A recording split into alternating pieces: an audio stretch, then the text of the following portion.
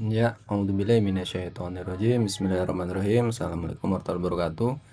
Jadi teman-teman, ini mungkin saya sharekan SWOT analisis dari rumah sakit yang bekerja sama dengan BPJS. Mostly yang saya lihat mungkin yang di swasta ya. Kalau yang di pemerintah mungkin berbeda. Rumah sakit swasta mungkin di rumah sakit tipe C atau tipe D itu mostly hampir sama karakteristiknya dengan SWOT-SWOT seperti ini. Ini saya hampir kurang lebih 7 sampai 7 rumah sakit. Ini polanya hampir sama, SWOT-nya hampir sama seperti ini. Strengths-nya, weakness-nya, opportunities-nya, threats-nya itu hampir sama seperti ini. Jadi majority polanya hampir sama, kekuatannya hampir sama, di weakness-nya hampir sama, di peluangnya bersama, di ancamannya hampir sama. Yang pertama kita lihat di strengths-nya. Di strengths-nya karena captive marketnya dari peserta BPJS, maka dalam tanda kutip rumah sakit yang bekerja sama dengan BPJS ya sudah ada pesertanya ya, karena memang program pemerintah, program nasional, itu salah satu strengths-nya. Yang kedua adalah steady revenue stream. Jadi pendapatannya itu sudah stabil dan pasti ada ya, sudah pasti ada. Cuman optimal atau tidaknya itu yang tergantung masing-masing rumah sakit BPJS ya. Jadi memang sudah pasti akan dapat pendapatan dari peserta BPJS ini. Yang kedua, karena rulesnya ini adalah universal health coverage, jadi backupnya itu dari pemerintah, legalitasnya tuh jelas.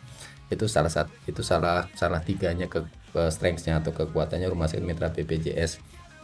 Yang selanjutnya adalah high volume potensial, karena programnya ini program pemerintah, kemudian itu diwajibkan dalam segala macam bentuk kehidupan, maka volume tingginya itu menjadi potensi. Ini adalah strengths-nya ya, dari sisi positif kekuatannya rumah sakit mitra BPJS. Weakness-nya adalah ya profit marginnya low, karena memang tarifnya atau harganya sudah diatur dari BPJS Kesehatan sendiri, dari pemerintah sudah diatur. Ini ada weakness-nya. Kemudian claiming prosesnya itu mungkin kompleks ya, karena regulasinya ini mungkin selalu update ya. Saya bilangnya update, berubah atau misalkan menjadi lebih baik untuk kepentingan BPJS, mungkin kepentingan bersama ya, bersama untuk peserta dan sebagainya, dan mitra juga tentu saja mungkin ya. Regulatorinya constraint, jadi mengikat. Jadi kalau mau ikut, kalau tidak mau ya putus, silahkan bagi mitranya gitu. Kalau mau ayo, kalau tidak mau ya bisa dibicarakan atau bisa putus, bisa pisah dan sebagainya. Kemudian pricingnya tidak fleksibel, jadi memang sudah mengikat ya, karena sudah ada ketetapan sendiri. Kemudian kita bisa melihat di opportunities-nya ada di COB, cost of benefit-nya ya, ini bisa dioptimalkan. Tetapi kalau regulasinya itu berubah lagi atau regulasinya mengikat lagi, tentu saja ya COB ini mungkin tidak seoptimal sebelumnya ya. Naik kelas ini bisa jadi tambah, sekarang sudah dibatasi di 75%.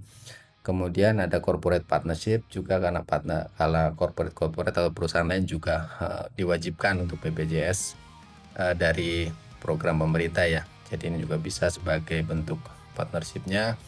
Kemudian digital health integration, karena sekarang sudah digitalisasi BPJS-nya sudah kemana-mana, sudah dari A sampai Z, maka ini bisa menjadi satu opportunity mungkin, karena dari FKTP, sistem integrasi rujukannya, ke FKTRL ya.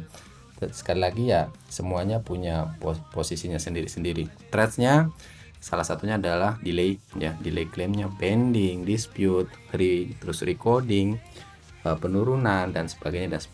Nah, kemudian perubahannya nih, regulasinya itu yang berubah-berubah ya, jadi harus menyesuaikan terus dari si rumah sakitnya sebagai mitra BPJS ya, demi kebaikan bersama tentu saja.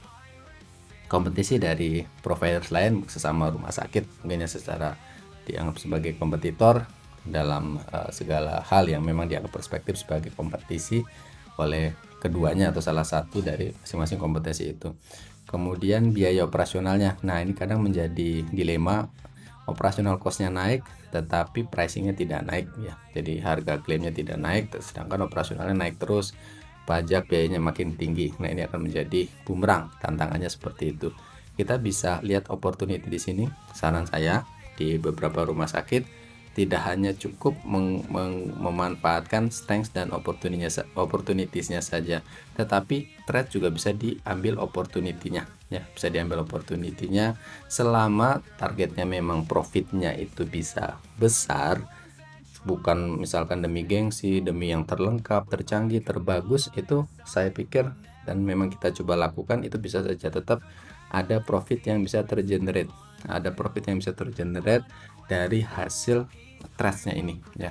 Delaynya ini bisa menjadi, contohnya misalkan pembayarannya pending, ya kita bisa memanjangkan TOP, turn of payment, entah dari si dari pembayaran obat, memang dengan alasannya pembayarannya telat, itu kita bisa memainkan siklus dari turn of paymentnya. Atau misalkan jasa medis, gaji dan sebagainya, ya memang berdasarkan cairnya itu bisa digunakan pola-pola pattern seperti itu.